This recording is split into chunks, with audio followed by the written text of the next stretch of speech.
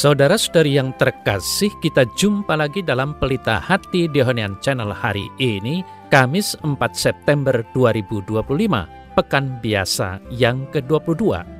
Bersama saya Romo Thomas Suratno SC dari komunitas SC Teluk Betung, Bandar Lampung, mendengar dan merenungkan Sabda Tuhan, yakni firman Tuhan yang tersurat dalam Injil Lukas, bab atau pasal 5, ayat 1 sampai dengan ayat 11.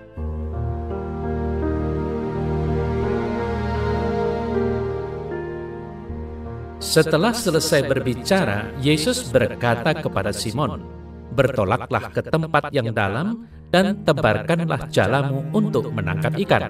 Simon menjawab, "Guru, telah sepanjang malam kami bekerja keras dan kami tidak menangkap apa-apa. Tetapi karena Engkau menyuruhnya, aku akan menebarkan jala juga." Dan setelah mereka melakukannya, mereka menangkap sejumlah besar ikan, sehingga jala mereka mulai koyak. Lalu mereka memberi isyarat kepada teman-temannya di perahu yang lain supaya mereka datang membantunya. Dan mereka itu datang. Lalu mereka bersama-sama mengisi kedua perahu itu dengan ikan hingga hampir tenggelam.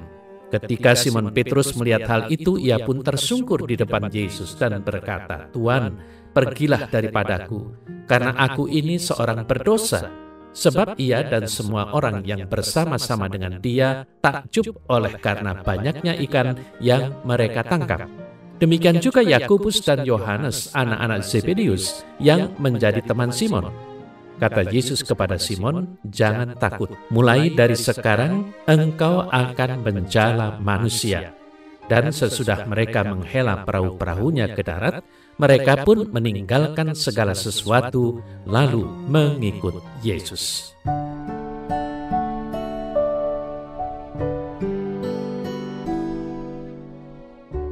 Saudara-saudari yang terkasih, di dalam tulisan-tulisan Paulus, ia berusaha mengekspresikan pengalaman rohaninya bersama Tuhan dengan mendoakan komunitas-komunitas yang baru berkembang.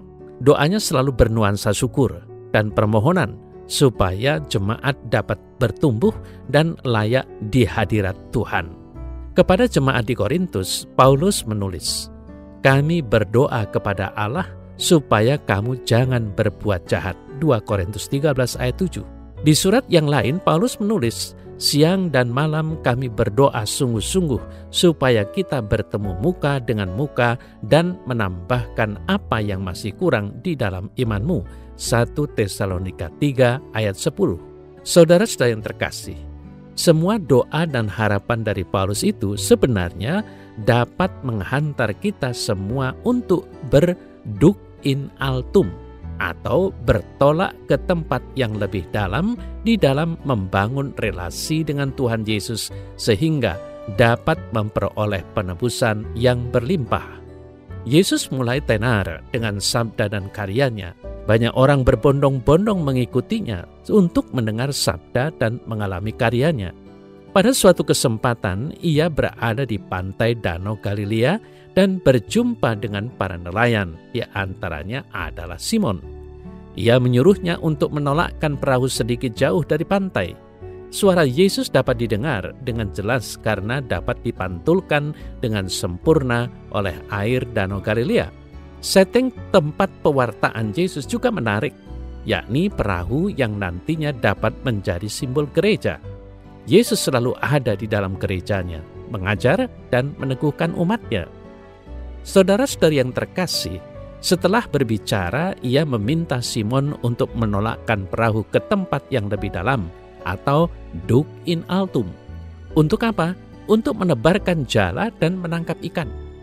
Simon sebagai nelayan lebih tahu keadaan alam karena pengalaman manusiawinya, mengatakan bahwa telah semalaman mereka tidak dapat menangkap apa-apa.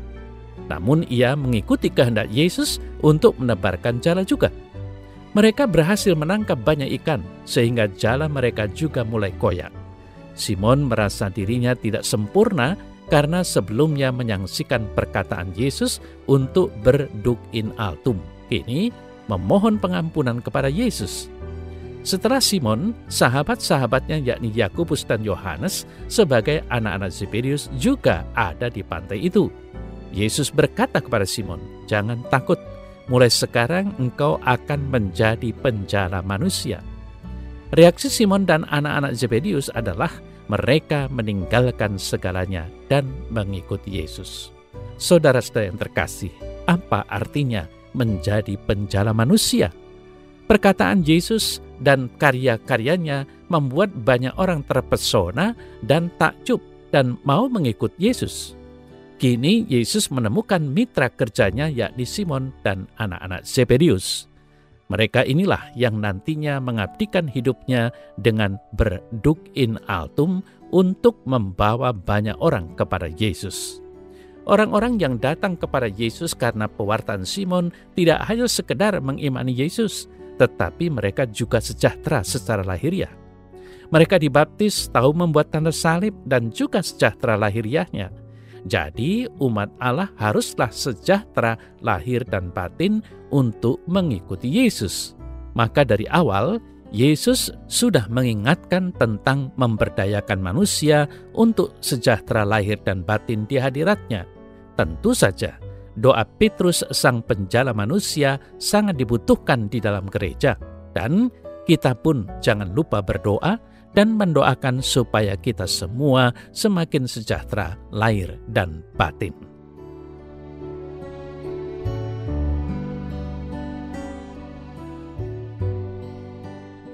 Dalam nama Bapa dan Putra dan Roh Kudus. Amin. Ya Tuhan Allah, aku bersyukur atas segala anugerah yang Engkau berikan kepadaku pada hari ini. Bantulah aku agar dapat ikut ambil bagian dalam pewartaan dan sekaligus menjadi penjala manusia. Amin. Semoga Allah yang Maha Kuasa memberkati saudara dalam nama Bapa dan Putra dan Roh Kudus. Amin.